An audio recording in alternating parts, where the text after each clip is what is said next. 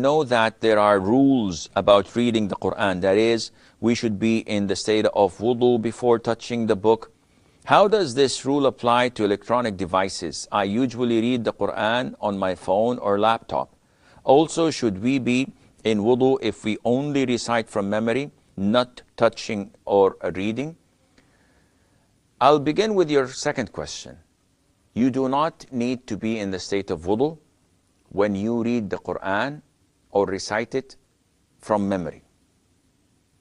And a lot of the sisters, especially from the subcontinent, they come and say, when we recite the Qur'an, do we have to wear our hijab?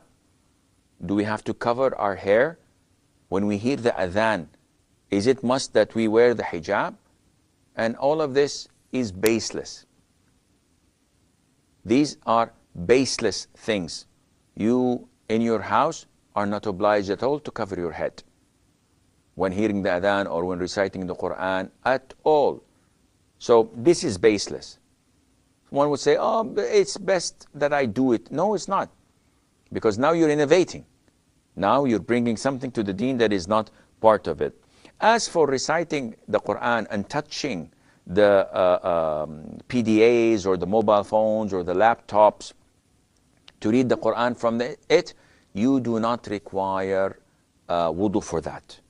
Why? Because these characters, these letters, these words, they are digital. So once you turn them off, they're gone. They are not like the actual Qur'an which is written on paper. And this requires wudu. And this is what the scholars say. Of course, if you perform wudu, would I be rewarded? Definitely. That is a plus, and it is definitely more recommended to do than to recite it without. But sometimes you're on the street, you're on the bus, in the train, you are in a queue, you're waiting for your appointment at the doctor's, and you're not in the state of wudu, and you have the Qur'an.